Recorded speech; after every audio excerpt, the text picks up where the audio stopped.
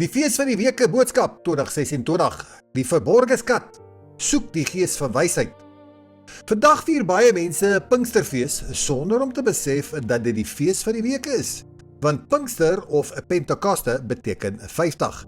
Dit wil sê 50 dae vanaf die Sabbat na die Pesach tot op die fees van die weke. Geef ons 50 dae. Daar het al so baie dinge op hierdie dag gebeur, soos ek al op my vorige boodskappe van die fees van die weke en ook onlangs gedeel het. Maar vandag wil ek baie fokus op die uitstorting van die apartgestelde gees, om geesvervuld te wees en ons gaan dieper delf om te kyk hoe om te soek en te smag vir die aanraking vir die apartgestelde gees of die Heilige Gees. Wat beteken dit om gevul te wees met die apartgestelde gees? Dis nie net 'n emosie of 'n ervaring nie. Dit is dat Jahwe se teenwoordigheid in jou woon. Dit wil sê wysheid en krag deur jou werk. Dat jy gehoorsaam word aan Jahwe se woord, dit wil sê sy wet. Dat jou lewe begin vrug dra wat hom verheerlik. Dit is nie net 'n aanraking nie, dit is 'n toestand van oorgawe en beheer deur sy gees. Die gees het nie net in Handelinge 2 begin nie. Hy was reeds van die begin af aktief. Besaliel was gevuld gewees met die gees van wysheid, insig en vakmanskap. Dit wil sê die gees gee vaardigheid en skepingskrag. Moshe en die 70 oudstes, die gees rus op hulle en hulle profeteer. Die gees gee leiding en regering. Samson was bo-natuurlik sterk, want Jahwe se gees het oor hom gekom en hy het 'n jong leeu verskeer en ook baie Filistyne gedood. Dus kom die gees oor hom met krag. Die gees gee bo-natuurlike krag vir roeping. Dawid was gesalf gewees as koning met olie. Olie simboliseer die apartgestelde gees en die gees het oor Dawid vaardig geword. Die gees gee Dawid koningskap, aanbidding en intimiteit met Jahwe. Nou Dawid profeteer deur die apartgestelde gees en noem Yeshua Here, dit wil sê Kyrios, of met ander woorde Jahwe. Profete, soos byvoorbeeld Esegiel, die gees bring openbaring, die gees gee profetiese insig. En dan in die Nuwe Testament, dan sien ons Johannes die Doper was gevul gewees met die apartgestelde gees vanaf die moederskoot af. En dan sien ons ook Miriam of Maria, die Heilige Gees het oor haar gekom en die krag van die Allerhoogste het haar oorskadu. En dan Yeshua, die Vader lê sy apartgestelde gees op Yeshua en gee sy eer vir Yeshua. As die apartgestelde gees die olie simboliseer, beteken dit ook dat as die Vader sy gees op Yeshua lê, dan is dit dieselfde wat Dawid spreek deur die apartgestelde gees en sê in Psalm 45 vers 8: U het geregtigheid lief en haat goddeloosheid. Daarom het u, o Elohim, gesalf met vreugdeolie bo u metgeselle. Dit wil sê, deur die apartgestelde gees kon Dawid geprofeteer het dat Yeshua Elohim is. Interessant. En so daal die gees soos 'n duif op Yeshua neer. Dis is Yeshua die volmaakte voorbeeld van iemand wat ten volle gevul is met die apartgestelde gees.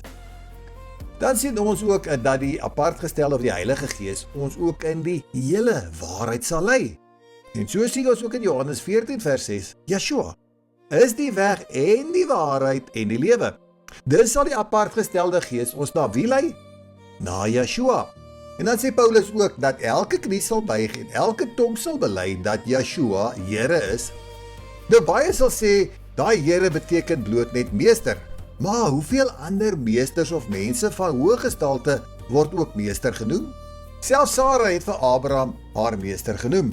Nou Yeshua sê self in Johannes 13 vers 13, mense noem my meester en Here, en julle is reg, want ek is dit. In die sin is dit die woord Here, dit wil sê Kyrios. En heel interessant, sien ons baie keer in die Ou Testament spreek die Here vir die leerskare. Dit wil sê die meester Jahwe. Is dit dan Yeshua wat daar spreek? Hoekom sê Paulus ons sal dit moet bely en elke knie sal voor hom buig? Interessant. Jahwe was in die Griekse Ou Testament die Septuagint Kyrios genoem. Dis as ons daaraan dink, hoekom sal elke knie dan buig en erken dat Yeshua 'n meester is? Meester van wat? Dan sê Paulus ook dat niemand kan sê dat Yeshua die Here, of dit wil sê Kyrios is, of Jahwe is nie, behalwe deur die Heilige Gees. Hoekom moet ons die apartgestelde gees hê om te kan bely dat Yeshua meester is, as daar dan baie ander meesters is? Want die apartgestelde gees sal ons net in die waarheid lei, na Yeshua, die weg, die waarheid en die lewe. Interessant. In Handelinge 2 was die gelowiges in Yeshua let wel eendragtig by mekaar. Daar was nie verdeeldheid op die fees nie. Hulle was as gelowiges 'n eenheid. Die vyand het hulle nie verdeel nie. En toe kom die apartgestelde gees oor hulle soos tonge van vuur en hulle was met die apartgestelde gees vervul. En so kan ons nog voorbeelde uitwys hoe die disippels ook gevul was met die Heilige Gees. Maar ek wil nou hier by die fees van die weke stop, want hier het die gelowiges die apartgestelde gees ontvang. Almal was eendragtig by mekaar. Die voortrekkers het ook bo-natuurlike verlossing gekry, toe hulle as 'n eenheid saam vergader het. En ons speel nou so mooi in die vyand se hande, omdat ons nie eendragtig eers saam kan vergader op een van Jahwe se feeste nie. Ons kan en ons wil nie met ons medebroers versoen nie, al het ons verskille. Die een dink hy is beter as die ander. En so kan ons nie eendragtig wees nie. Waar ons as 'n eenheid saam moet vergader, daar sal die apartgestelde gees tot volle krag funksioneer, soos in Handelinge 2. Hoe het die mense in Handelinge die apartgestelde gees ontvang? Hulle het eendragtig volhard in gebed, smeking. Dit was nie net op die fees van die weke gewees nie, maar ook in Handelinge 4 vers 31 het hulle gebid vir die apartgestelde gees en hulle was daarmee gevul gewees en ook die woord van Jahwe het hulle met vrymoedigheid gespreek. Is jy skaam of bang om vandag Jahwe se woord aan mense, jou ma of jou pa, familie of ander mense te verkondig? Indien wel, is jy dan werklik met die apartgestelde gees vervul?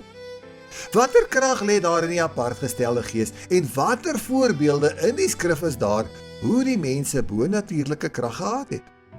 Ons lees in Genesis 34 vers 25 en in die boek van die opregte 34 dat Simeon en Levi man alleen die hele stad van Sichem verslaan het. Dit wil sê bo-natuurlike krag gehad het. Dis watter krag hierdie kinders van Israel net nie gehad daardie tyd nie. Hoekom? Want soos Samson was hulle ook gevul gewees met die apartgestelde gees. In Genesis lyk dit reeds onmoontlik dat twee manne alleen teen 'n hele stad geveg het. In die boek van die opregte veg hulle met bo-natuurlike krag. Geen man kon voor hulle staan nie. Dit wys, hulle was nie net kwaad nie, daar was bo-natuurlike krag agter hulle. Juda was so kwaad en dat hy so hard geskree het dat die mure van Egipte en van die grondgebied van Goshen omgeval het en die swanger vroue in Egipte het miskrame gekry. En dit lees ons in die boek van opregte 54. Naftali was ook so vinnig en lig dat hy op koringare kon geloop het sonder om dit plat te druk. Dit is ook omdat Josef hom gestuur het om die boekrolle vinnig in Egipte te gaan haal. Juda het Jahwe gevra om hulp en hy het met al sy mag en swaard in die hand die stadsmure van Gaas uitgeklim. Maar toe val sy swaard uit sy hand en sonder sy swaard het hy teen die manne geveg. Baie was so bang geweest vir hom en hulle het van die mure afgespring. Maar toe hulle sien dat hy nie 'n swaard in sy hand het nie, het hulle hom probeer van die muur afstoot. Juda het begin skreeu en die manne was so bang geweest dat hulle swaarde neergegooi het en gevlug het. Dus het hierdie manne bo-natuurlike krag gehad en hulle verhale klink amper soos een van hierdie Marvel flieks van vandag. 'n Mens wonder soms of Hollywood nie dalk hierdie idees gekry het van die krag wat die Israeliete van daardie tyd gehad het nie. Maar dan kom die vraag, hoekom sien ons nie vandag hierdie krag van die Heilige Gees nie? Die antwoord kan dalk so verduidelik word. Ons is vandag soos 'n motor wat gegovern is. Dit wil sê die voertuig is beperk. Soos baie moderne voertuie wat beperk word om byvoorbeeld net 240 km/h te kan ry. Die potensiaal is daar vir meer, maar dit word ingeperk, want die koninkryke van die wêreld wil nie hê ons moet hierdie volle potensiaal bereik nie en daardie krag van ouds terugkry nie.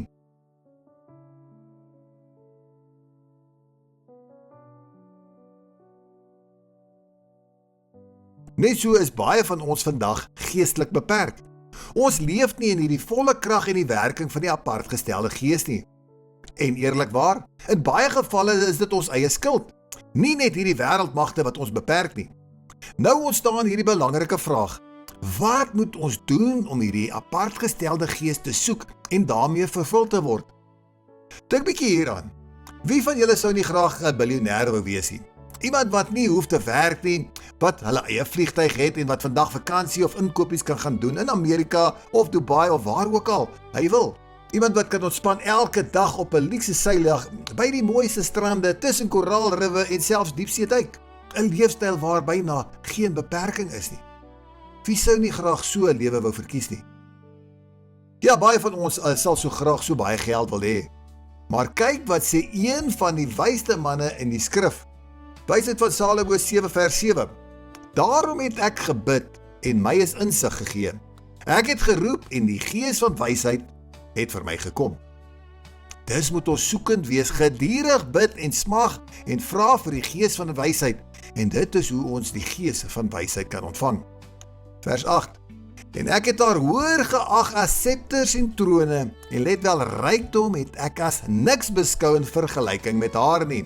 Ook edelgesteentes het ek nie met haar vergelyk nie, want al die goud is in vergelyking met haar net 'n bietjie stof, en al die silwer is teenoor haar so slyk. Al die koninkryke, rykdom en eer, en al die goud het Salomo as niks gereken nie. Die rykdom en goud was soos 'n bietjie stof, as om met die gees van die wysheid vervul te wees. Dus was dit 'n wow-ondervinding wat hy gehad het, toe hy die gees van wysheid ontvang het, en hierdie leefstyl van 'n biljoenêr was nie eers naaste by so lekker om met die gees van die wysheid vervul te wees nie. Dus moet dit 'n besonderse ervaring wees, en dit is wat ons kort kom, en ons moet smag daarvoor, en gedurig bid daarvoor. Maar ons moet nie net bid nie, ons moet ook nog iets anderste van ons kan doen. Wysheid van Salomo 7 vers 13. In opregtheid het ek haar leer ken, en sonder afguns deel ek haar mee.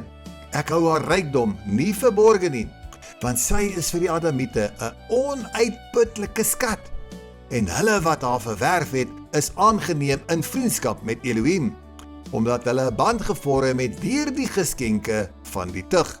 Mag Elohim aan my gee om ooreenkomstig my kennis te spreek, en om ooreenkomstig die waarde van die gawes te dink, omdat hy die gids van die wysheid is, en hy die wyses teregwys. Vers 21. Al die dinge wat verborge of sigbaar is, het ek leer ken, en die wysheid wat alles gemaak het my geleer. Ons moet opreg wees as ons haar soek, want sy is 'n verborge skat vir ons. En wat doen hierdie skatjagters? Hulle spandeer jare en baie tyd, dag en nag, op soek na hierdie skat. En as ons kyk na vers 15, mag Elohim haar aan my gee om ooreenkomstig my kennis te spreek. Ons word beperk ten opsigte van die kennis wat ons het in sy woord. Hoe meer kennis ons het van hom, hoe minder word ons ingeperk. En soos Jakobus ook sê, moet ons bid en vra vir die gees van wysheid. Maar soms as mense baie kennis van die skrif het, maak dit hulle opgeblaas soos Paulus in Korintiërs, want hulle is hoogmoedig. Hulle het net liefde vir hulle self en nie naaste liefde nie. Dus moet ons ook nederig wees om die gees van die wysheid te kry. Baie sal seker nou sê, die wysheid van Salomo se apokryfe boek. Kom ons kyk nou na Spreuke 2.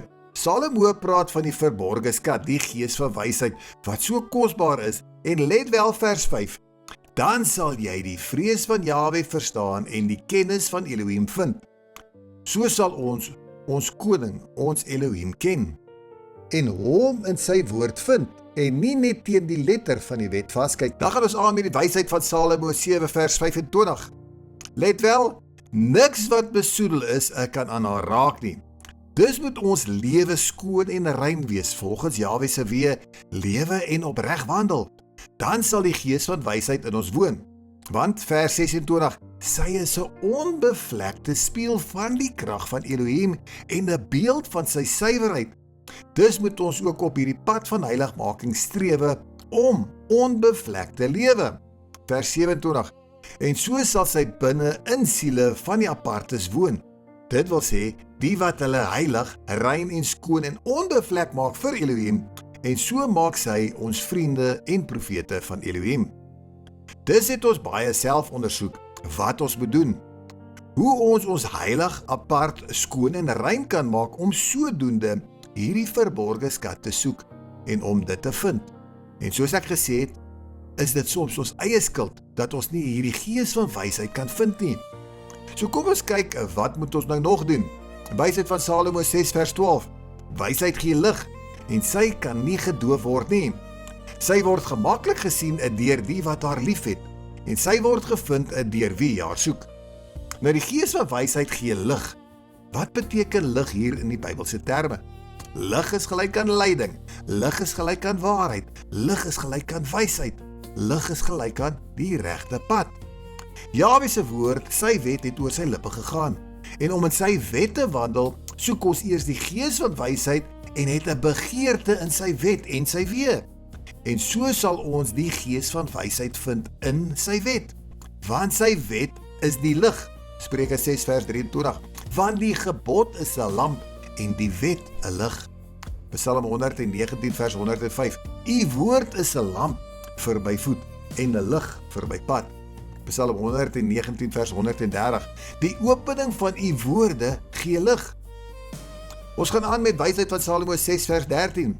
Sy voorkom die wat na haar verlang, deur self eers te verskyn. Net wel, en diegene wat vir haar vroeg opstaan, sal geen moeite hê nie, want hy sal haar vind, omdat sy by sy deur sit, soos sy sit by ons deurposte en wag. Dit is uiters verstandig om oor haar na te dink, en wie homself ter wille van haar geen slaap genie, is spoedig sonder sorge. Want sy gaan rond en soek hulle wat haar werd is, en sy vertoon haar met minagsaamheid aan hulle op hulle paaie, en kom hulle selfs tegemoet in elke gedagte. Het jy slaap meer lief as om vroeg op te staan voor jou werk en tyd in Jahwe se woord te spandeer om sodoende die wysheid in sy woord te lees, wysheid te soek en te vind? Of het jy nog nie jou liggaamlike begeerte van die vleeslike liggaam gekruisig om jou slaap prys te gee en eerder hierdie verlange te hê om dieper te delf in sy woord, om sodoende ekstra tyd te maak in sy woord, om die gees van wysheid te vind nie? Het ons nog nie daai verlange om hierdie groot skat te vind nie? Want ons hou ons besig met dinge van die wêreld en jaag geld na. Wysheid van Salomo 6 vers 17. Sy begin as 'n opregte verlange na tug, en die sorg vir die tug is liefde, en liefde is om haar wet te onderhou. En die navolging van die wet is 'n waarborg vir onsterflikheid. En let wel, onsterflikheid maak dat 'n Adamiet naby Elohim is. Die verlange na wysheid lei daarom na die koningskap. Nou interessant sê Paulus dat die wet ons tugmeester was na Yeshua in Galasiërs 3. Die wysheid van Salomo sê weer, sy gees begin as 'n opregte verlange na tug, en die sorg vir die tug is liefde, en die liefde is om haar wet te onderhou.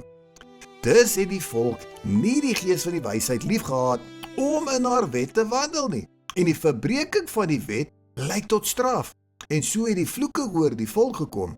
Die 10 stamme van die huis van Israel was geskei gewees, en die gees van wysheid, wat die tugmeester is, het hulle gelei na Yeshua, wat vol genade en liefde was, wat weer die volk kom lei het, terug na die wet, die lig, want hulle was voorheen van die ware brood, die lig, afgesny gewees.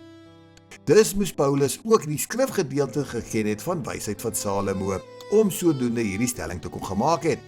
As ons die wet onderhou, ontvang ons ook die gees van wysheid en verstand, soos in Deuteronomium 4 vers 5 tot 6 ook gesê het.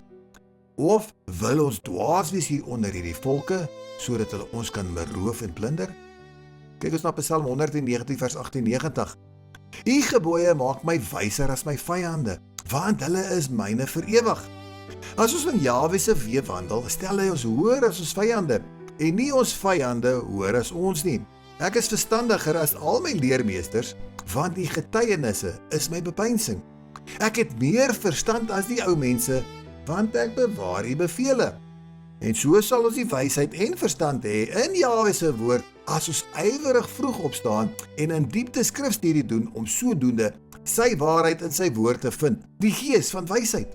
En so sê Spreuke 8 vers 17 ook, dat ons moet vroeg opstaan om die gees te soek, dan sal ons haar vind.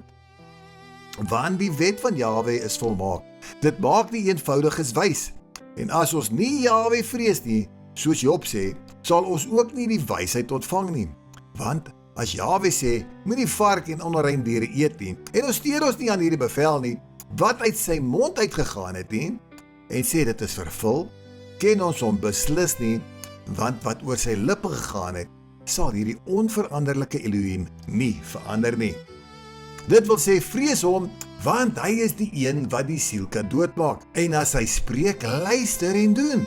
En so sal ons ook sy gees van wysheid ook vind. En kyk wat sê Psalm 119 vers 72, die wet van die mond is vir my beter as duisende stukke goud en silwer, en dit is presies in lyn wat die apart gestelde of die Heilige Gees is. Die Gees is die wet en is meer werd as goud en silwer. Om die wet te vind is om die Gees van Jahwe in jou te hê. Dit wil sê, die wet moet in ons hart wees.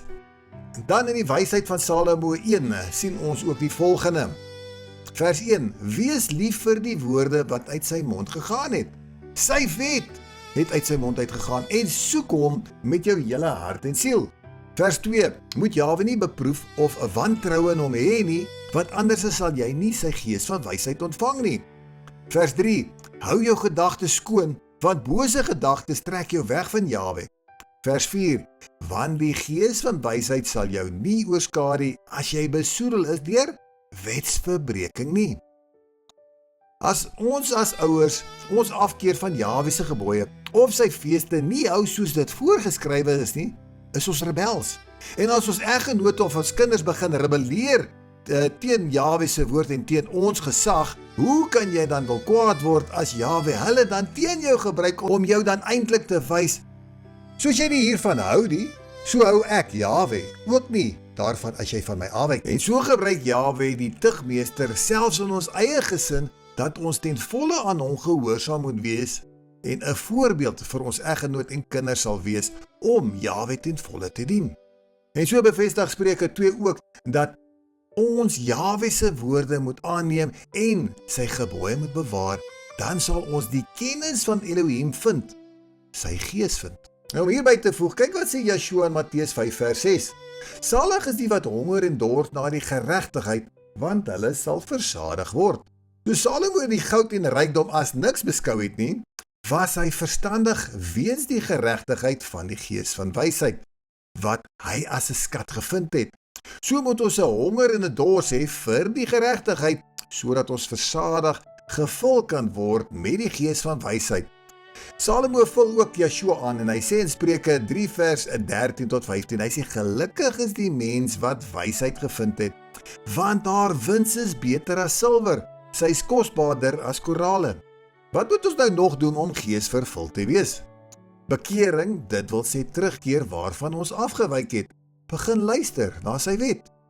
As ons kyk wat sê Paulus oor die werke van die vlees in Galasiërs 5 vers 19 tot 21, is dit ook alles wat die wet verbied, naamlik oorspel, hoerery, onreinheid, ongebondenheid, afgodery, towery, vyandskap, toos, jaloersheid, toornigheid, naaiwer, tweedrag, partyskap, afguns, moord, dronkenskap, braasery en dergelike dinge, waarvan ek julle vooraf sê, soos ek al vroeër gesê het, dat die wat sulke dinge doen, die koninkryk van Elohim nie sal beerwe nie.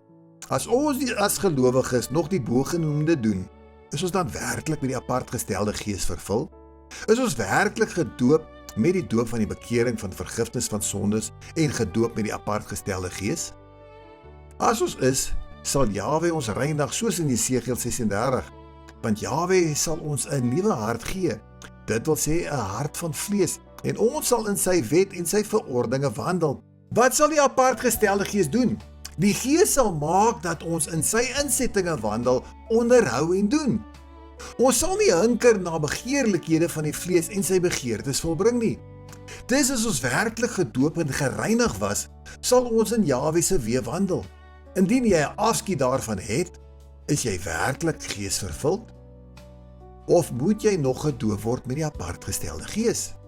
Nou hier in Handelinge 2 sê Petrus dat hulle self moet bekeer en gedoop word en dan sal hulle die gawes van die apart gestelde gees ontvang. Dis is daar twee vereistes, die doop en dan moet hulle die apart gestelde gees ontvang. Maar voordat ek verder gaan, let wel, Petrus sê hier tot vergifnis van sondes. En sondes is weer eens wetteloosheid en dit sien ons in 1 Johannes 3 vers 4. In Handelinge 19 kom Paulus by Efese en daar's manne wat gedoop was deur die doop van Johannes. Dit wil sê die vergewing van sondes, wetteloosheid. Maar hulle weet nie eers dat daar 'n apart gestelde gees is nie. En Paulus het hulle die hande opgelê en die apart gestelde gees het oor hulle gekom en hulle het in tale gespreek en geprofeteer.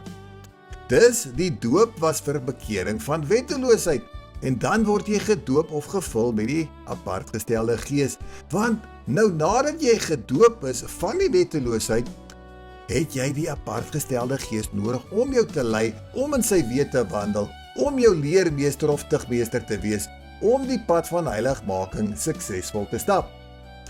Dus eers reinig van wetteloosheid en dan kan jy die apart gestelde gees ontvang, want die apart gestelde gees woon nie in 'n mens wat wetteloos wandel nie. Wie almal hier is gedoop? Wie almal wat gedoop was ook op die dag van hulle doop die hande opgelê om met die apart gestelde gees gedoop te word. Ons moet met beide gedoop wees. Om skoon en rein te wil wees en om weer wysheid te bekom, moet ons liggame reinig. En hoe doen ons dit? Met vas en gebed. Wie almal het al 'n dag gevas? Wie het almal soos Ester hulle 'n 3 dae droë vas gedoen? Dit wil sê sonder enige kos en water. Wie het al 'n 7 dae vas gedoen? Wie het al 'n 21 dae vas gedoen net met water? Nie soos 'n kerklike 21 dae Daniël vas nie. Want Daniël het gesê dat daar geen smaaklike spys oor sy mond gegaan het nie.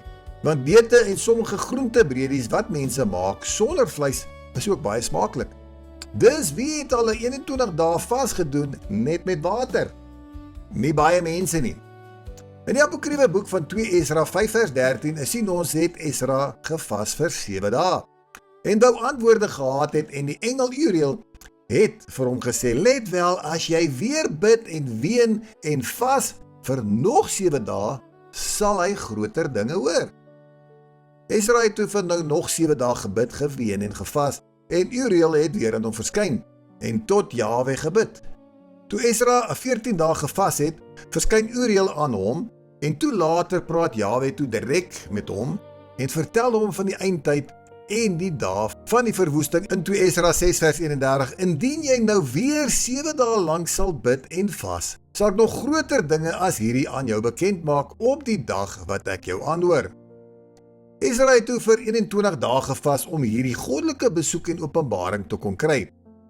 Kan jy jou gesindheid verander, jou afsny van jou liggaamlike behoeftes, dat Jahwe ook jou gesindheid kan sien, om sodoende jou ook hierdie openbarings of die gees van wysheid vir jou te kan gee? Het jy die uithou vermoë en geduld om soos Esra te wag, lank te vas, weer te wag en te vas, ween en te soek? Vas is 'n behoorlike reiniging van die liggaam om jou liggaam te reinig van gifstowwe en parasiete wat jou gedagtes en denke beïnvloed. Kos is 'n bron van vermaaklikheid, want ons is so gewoond om iets in ons mond te stop en te eet. Dis lekker om uit te gaan en verskeie plekke se kos te eet en jou liggaam so te bederf, of met ander woorde die God in jou buik offers te bring. Maar nou kan mense nie vir 'n lang tydperk vas van 21 of 40 dae nie. Want die begeerte van die God in ons buik is baie groter en ons gees kan nie oor die vlees heers nie, om sodoende die liggaam te kruisig en in die gees te lewe nie. Het jy al volhard en vir 40 dae gevas? Maar nou as jy in 'n lang vastydperk ingaan, het jy minder krag, jy voel siek en daar, en jou hele gestel is af. En waar gaan jy krag kry? En is jy in staat om jou 21 dae of 40 dae klaar te maak? Paulus sê in Filippense 4 vers 13, jy is tot alles in staat deur Yeshua Messias, wat ons die krag gee. Kan jy dit doen of nie? As jy dit kan doen, is jy nie gegovern of met ander woorde beperk nie. Jahwe se krag werk in swakheid, want sy krag word in swakheid volbring, soos ons sien in 2 Korintiërs 12 vers 9. En so sal jy sien, as jy vir 'n lang tydperk vas, sal jy dink jy gaan pap lê in die bed en niks kan doen nie. Maar jy sal verbaas wees wat 'n krag jy het om deur die dag te kom. Jy slaap baie min, maar jy het krag vir die hele dag. En as jy gaan slaap, is jy nie eens moeg nie. Dus kry jy bo-natuurlike krag as jy vir 'n lang tydperk vas en jou oë gefestig hou op die Allerhoogste. En soos Jahwe die volk vir 40 jaar die wildernis gelouter het, so verwys 'n 40 dae vas om die begeerlikhede van Egipte heeltemal uit jou te kry en jou heeltemal van daardie tydperk aan hom toe te wy. Jy het jouself gereinig van vleeslike begeertes soos kos, drank en welles. Egipte se begeerlikhede is uit jou uit, want jy het jou vertroue in hom geplaas. Jy drink net water, die lewende water van hom, en niks kos nie. En so sorg hy vir jou, en gee jou die krag om hierdeur te kom. Maar, is jy bereid om dit te doen? Soos ek gesê het, beperk ons onsself, want dit is ons vlees en Egipte wat ons so terughou, en so kry baie nie hierdie geestelike openbarings as die wat vir 'n lang tydperk, soos Esra vas nie, en kan nie die skrif verstaan en besef wie die Elohim is wat oor hulle aangestel is nie. Vas, bid en ween en soek ons werklik die koning van die koninkryk? Hoe lank is jy bereid om te vas vir jou bruidegom, sodat die gees van wysheid hom aan jou kan openbaar? Doen diep selfondersoek. Is ek opreg, getrou? Is daar bedrog in my? Wandel ek ten volle in Jahwe se weë? Staan ek vroeg op en gee ek my slaap op om hom eerste te stel in my lewe, sodat ek meer van sy woord elke dag kan ondersoek om hom daarin te vind? Is hy die eerste en die laaste van jou dag? En het ek die vrugte van die gees, naamlik liefde, blydskap, vrede, lankmoedigheid, vriendelikheid, goedheid, getrouheid, sagmoedigheid en selfbeheersing? Is die 7 geeste van Jahwe lewendig in my, soos die vrees van Jahwe, die gees van kennis, die gees van krag en sterkte, die gees van raad, die gees van verstand, die gees van wysheid en bo dit alles die gees van Jahwe? En vir die wat nou skrik om te hoor as ek praat van die 7 geeste, ons lees hiervan in Jesaja 11 vers 2. So moet ons altyd volhard, bereid wees om te leer. Ons moet eensgesind wees, eendragtig word as 'n volk, nie ons eie kop volg nie. Ons is 'n gemeente, of beter woord, wat ek verkies is 'n feesgroep, moet 'n familie word. As daar geskille onder ons is, moet ons nie kwaad wees vir mekaar nie. Ons moet mekaar reghelp, en die skrif moet ons fondasie wees, en nie wantroue in die woord hê nie, want so sal ons struikel. Ons moet mekaar se laste dra, voorbidding doen vir mekaar, die armes en siekes onder ons groep bystaan, en vir mekaar bid. Soos in 'n verhouding tussen 'n man en 'n vrou, moet ons aan hierdie feesgroep werk. Ons moet nie net oppak en wegloop nie, en ons met 'n ander vrou of 'n geloofsgroep vereenselwig oor verskille nie. Werk daaraan om hierdie huwelik sterker en beter te maak. Praat dinge uit, moet dit nie net los nie. Ons moet weet hoe dit met ander gaan, soos in 'n huisgesin. As iemand siek is, moet ons daarvan dadelik weet, nie maande later deur 'n ander broer of suster hoor dat iemand 'n hartaanval gehad het nie, en niemand ons eers daarvan ingelig het nie. Die tweede grootste gebod is naaste liefde, en dit is so belangrik om ons as 'n feesgroep te laat groei. Dit moet lekker wees om meer gereeld by mekaar te kom en brood saam te kan breek. En soos die groep in Handelinge 1 en 2 eendragtig by mekaar was, moet ons volhard in gebed en smeking en ywerig bid vir die apartgestelde gees, dat die apartgestelde gees ons sal lei en ons sal vul met die gees van Jahwe, wysheid, verstand, raad, sterkte, kennis en die vrees van Jahwe. Kom ek som gou weer alles mooi op, wat ons as gelowiges kan doen om reg te wees om die apartgestelde gees te kan soek en te kan vind. 1. Soek haar vroeg, moenie lui wees nie, of vir jou slaap op. 2. Bid ernstig vir wysheid. 3. Vas en verboodnodig jouself. 4. Soek die gees soos 'n skat. 5. Reinig jou lewe van sonde, moet nie wetteloos wees of mense bedrieg of indoen nie. 6. Wees gehoorsaam aan Jahwe se woorde, sodat ons eggenote en kinders aan ons gehoorsaam sal wees. 7. Honger en dors daarna. 8. Volhard, moenie ophou nie. Nou, soos ons ook al in die boodskappe gesien het, is die wysheid Jahwe se wet. Die nuwe verbond lê Jahwe sy wet, dit wil sê sy gees in ons hart. En in Jesaja 8 vers 16 word die wet in ons hart verseël.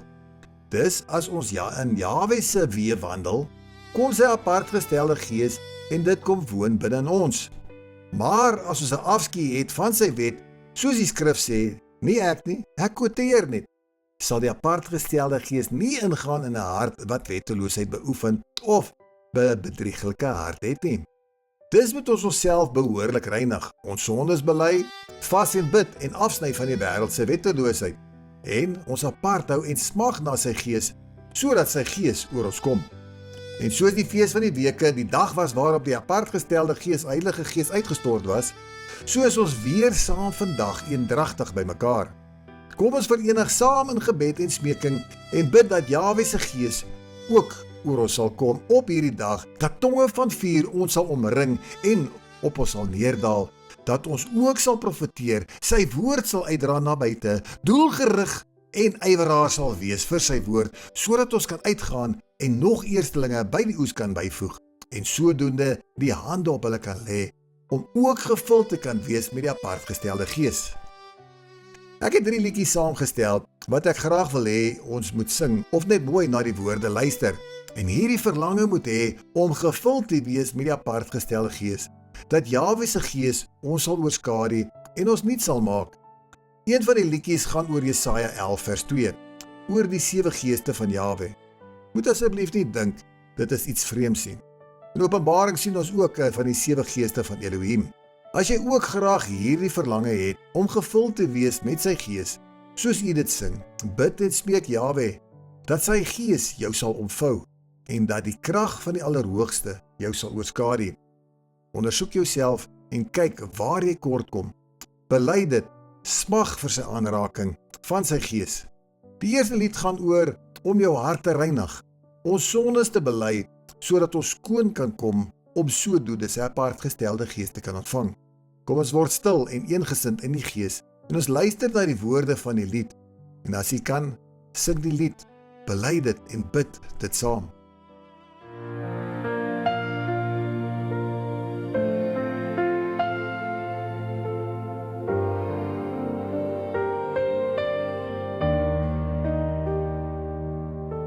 O Jahwe, ek kom na U toe,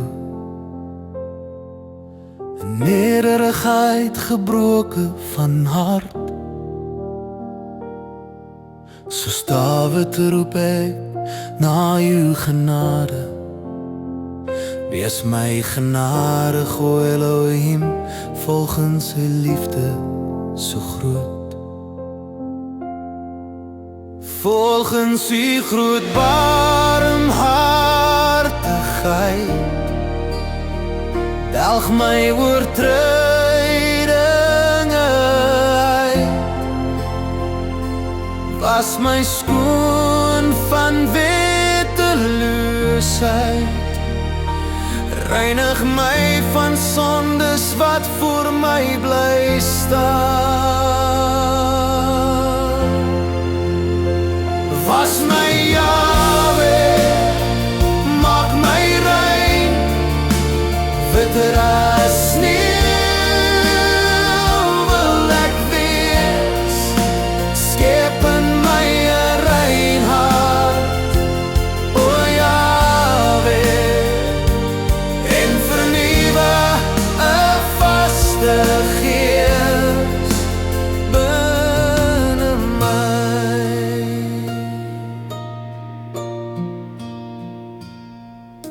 Teen U alleen het ek gesondig, gedoen wat verkeerd is in U oë. U is regverdig wanneer U spreek, rein en waar in elke oordeel, Jahwe. In sonde is ek gebore, maar U soek waarheid diep in my, ontsondig my met hyssop, o Jahwe, was my siel, laat my niet wees voor U. Was my Jahwe, maak my rein, witter as sneeuw wil ek wees, skep in my 'n rein hart, o Jahwe, en vernuwe 'n vaste Gees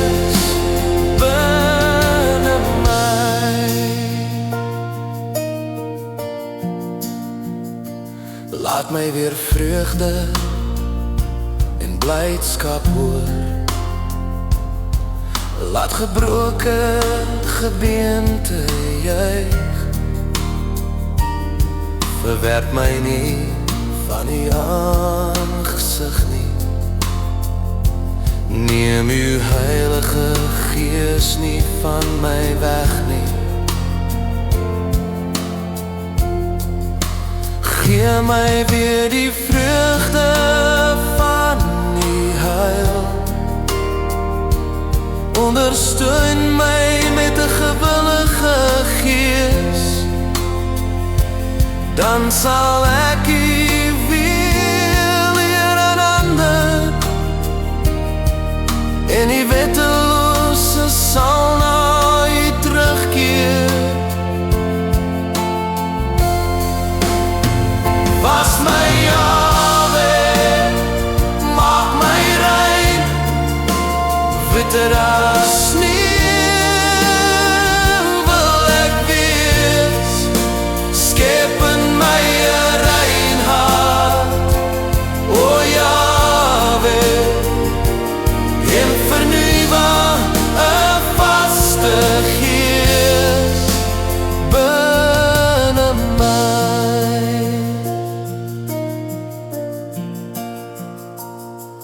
Red my van skuld, o Elohim, my redder. Laat my tong u gerechtigheid besing. O Jahwe, open nou my lippe, dat ek u lof verkondig met my hele hart. U soek nie uiterlyke offers nie, maar 'n gebroke en verslae hart. Dit sal u nie verag nie, o Jahwe. Dit is die offer wat u behaag. Doen goed aan die volk, bou ons op. Laat offers van gerechtigheid opstig. In die naam van ons losser sing ons Yeshua Mashiach, Halleluja.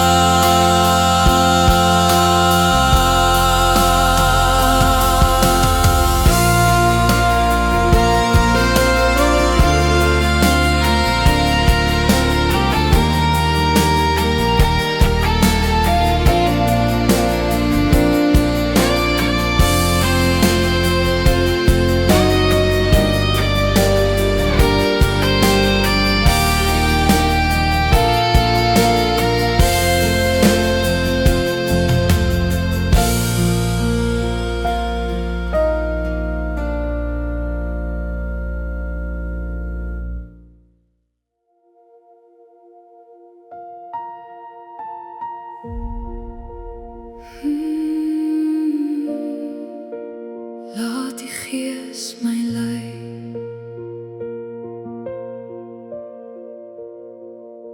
Jahwe, ek kom stil voor u staan. My hart oop, neem my hande aan. Blaas u asem, roogtuig, maak my lewendig, maak my rein. Soos klei in die pottebakker se hand, vorm my lewe volgens u plan. Ek dors na meer van u alleen, laat die Gees deur my vloei soos reën. Asem van lewe kom oor my, vul elke plek, laat duisternis vlug verby. Vul my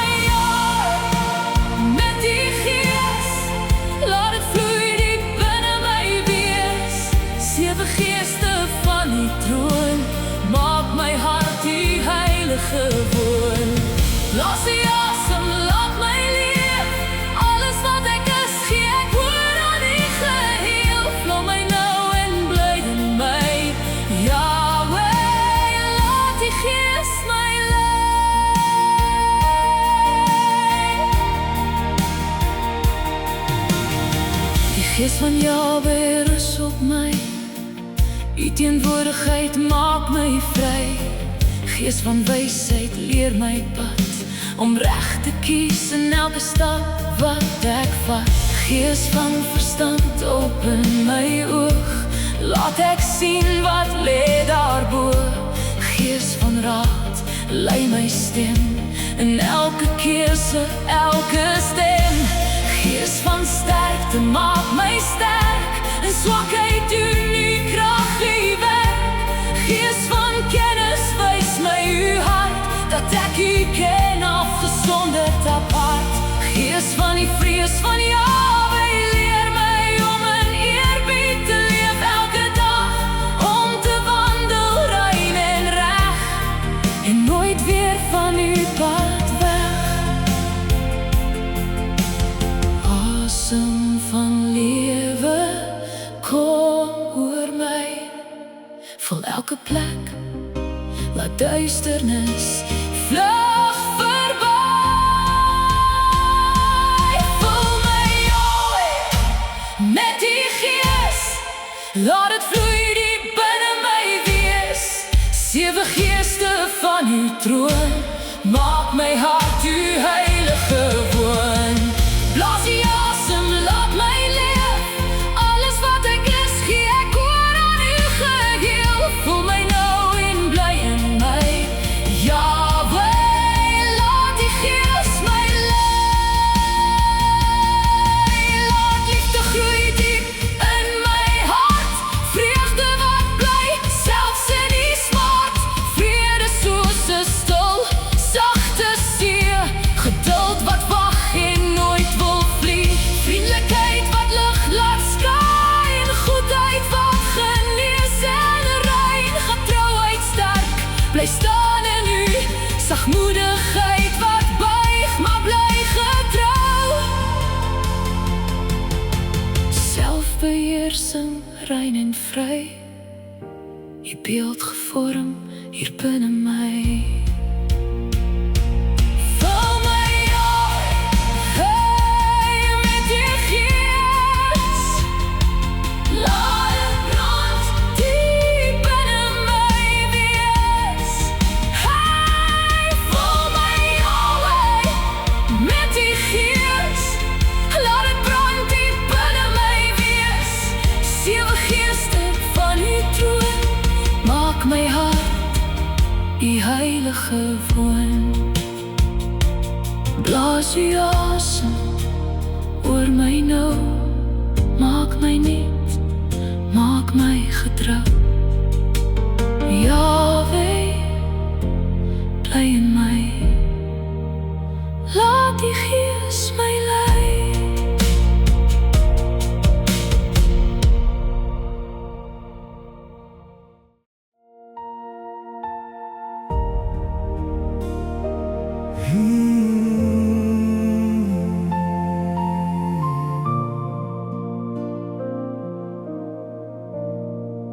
O Jahwe, hier staan ek stil, my hart oop, my wil is U wil. Soos reën uit die hemel, sag en rein, kom vul my nou, maak my heeltemal deel van U. Ek dors na U, ek wag op U. Laat U asem oor my vloei. Laat die vuur neerdaal op my, soos vlamme wat brand, maak my vry. Vul my met U apart gestelde Gees, laat ek leef soos wat U wil hê ek moet wees. Laat U heerlikheid my omvou, U teenwoordigheid so naby nou.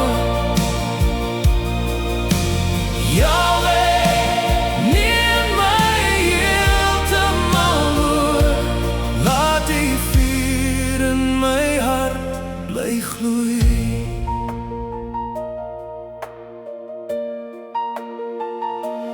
Open my oor om te sien soos U sien. Maak my gees wakker, maak my rein. Neem my dieper in U heiligheid, waar ek kan staan in U lig en waarheid. Ek wag op U, ek roep na U, laat U lewe deur my vloei. Laat U vuur neerdal op my, soos vlamme wat brand, maak my vry. Vul my met U apart gestelde gees, laat ek leef soos wat U wil hê ek moet wees. Laat U heerlikheid my omvou, U teenwoordigheid so naby nou.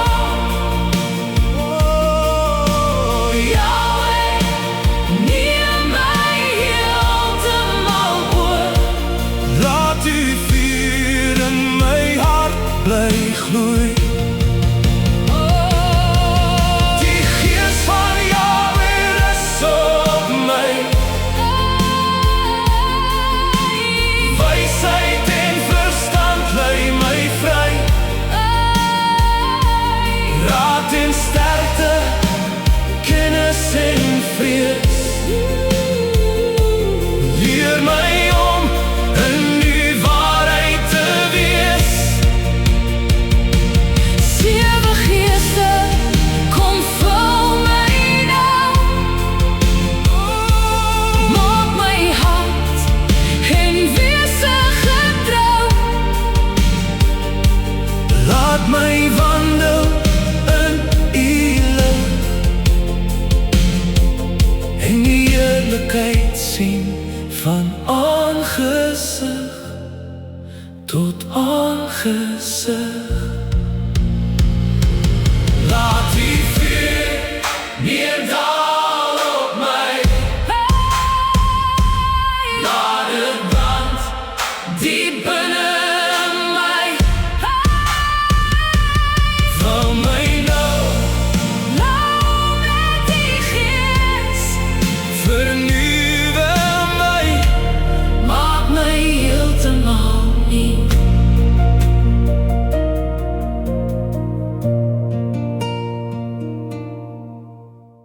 Is daar eerstelinge in die geloof wat vir die eerste keer besig gehou het, of wie vir die eerste keer op die fees van die weke is?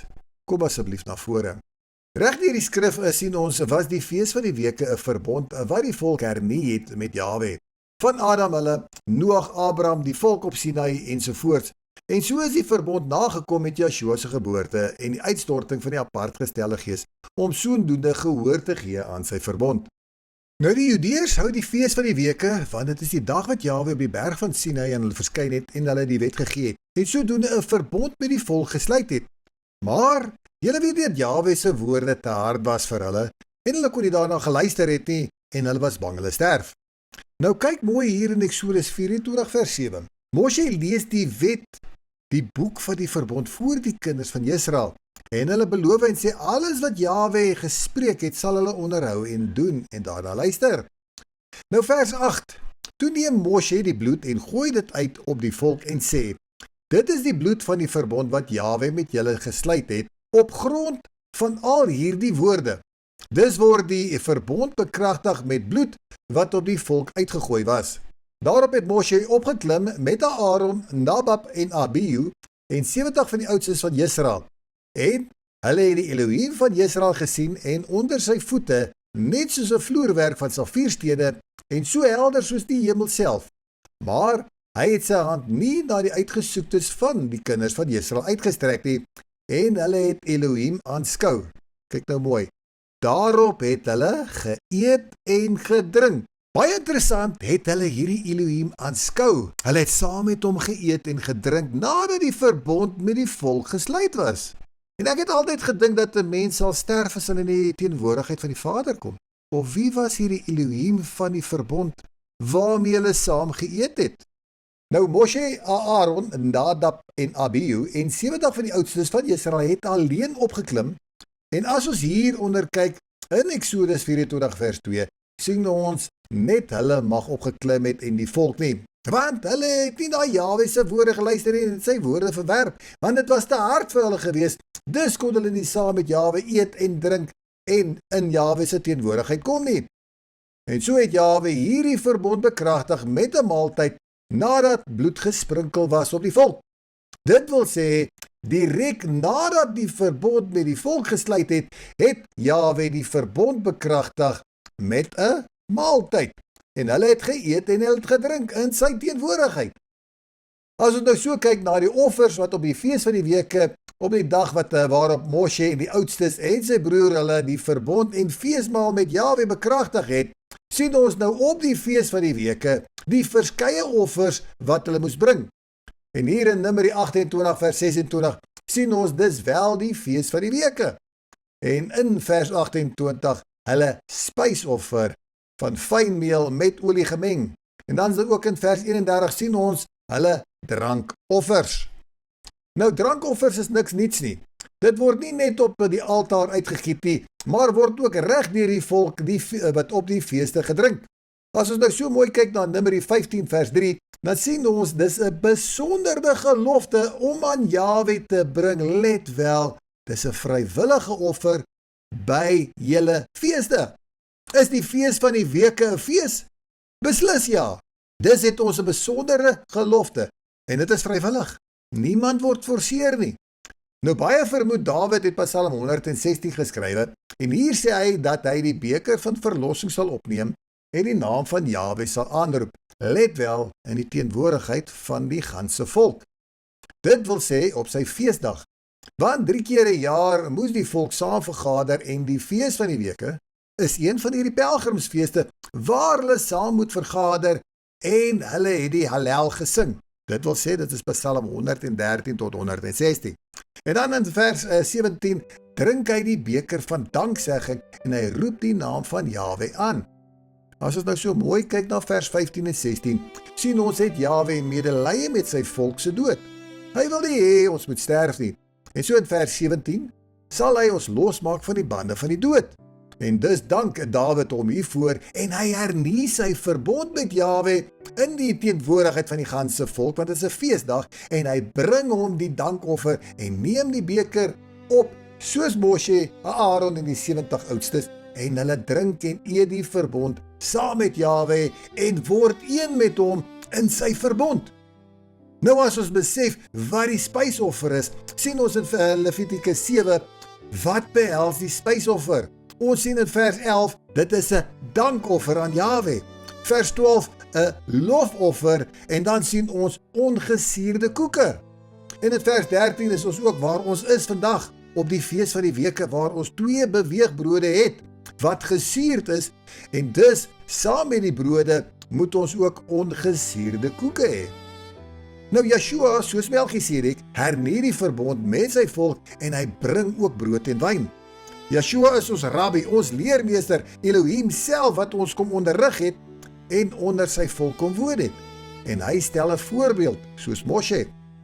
En soos die volk na Moshe moes geluister het, so moet hulle ook na Yeshua luister, of die Vader sal self rekenskap eis van die een wat nie na Yeshua wil luister nie. En so het Yeshua die ongesuurde brode gebreek en aan sy disippels gegee om te eet. En die verbond om hulle te verlos uit die dood te bekragtig met 'n maaltyd, net soos in Eksodus 24 vers 11. En dan in Eksodus 24 vers 8 het ons gesien was die verbond bekragtig geweest met bloed wat Moshe op die volk uitgegooi het. En baie interessant, met Yeshua se dood roep die volk uit, laat sy bloed op ons en ons kinders kom. Dit wil sê, duidelik sien ons hoe die verbond weer eens bekragtig was met die bloed, die keer met Yeshua se eie bloed. Alles was 'n spieelbeeld na hom. En hy bring die voorbeeld van die lof, die dank en die drankoffer, en hy bring brood en wyn as 'n teken van die verbond wat hy met die volk gesluit het. Maar kom ons kyk wat beteken die ongesuurde koeke wat as lofoffer gebring was in Levitikus 7 vers 12. En het dit werklik 'n verbintenis met Yeshua?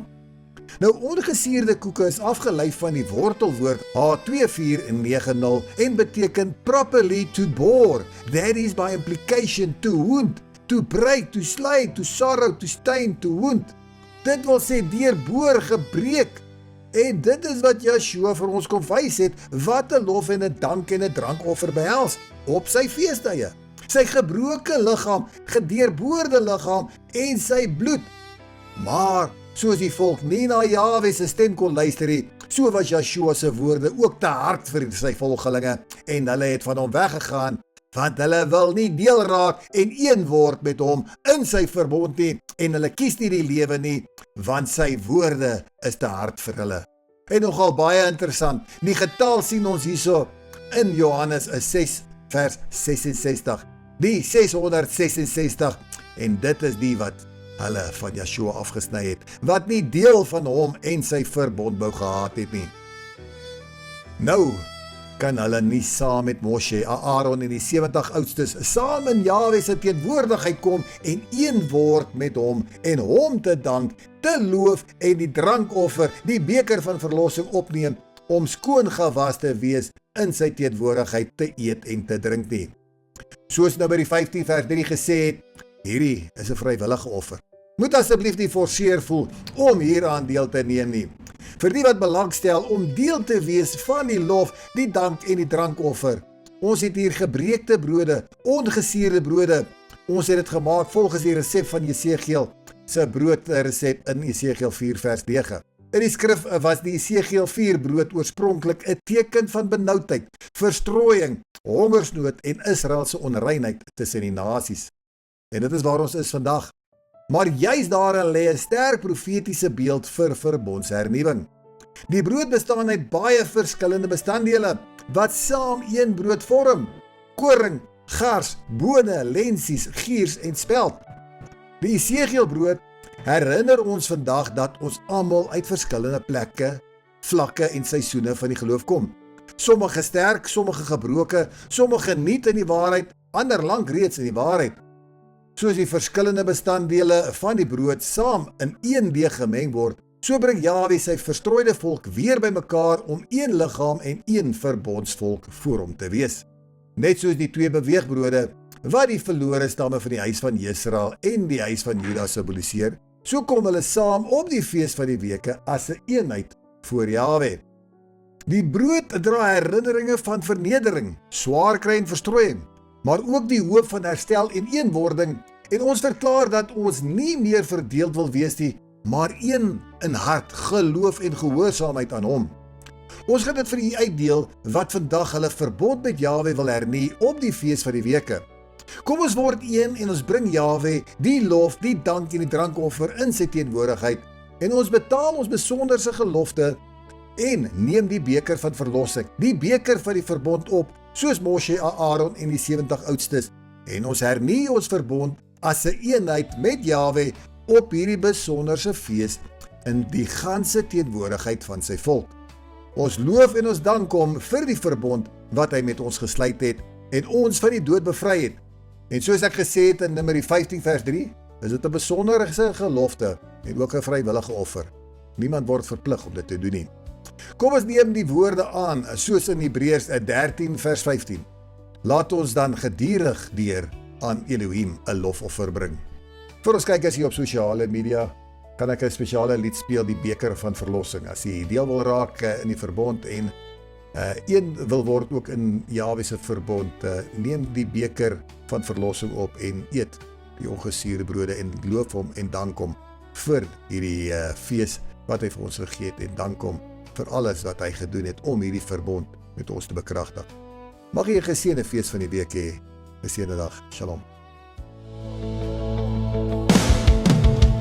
Ek sal die beker van verlossing opneem, die naam van die Jahwe aanroep. My geloftes betaal op sy feeste, nie vooroewe van my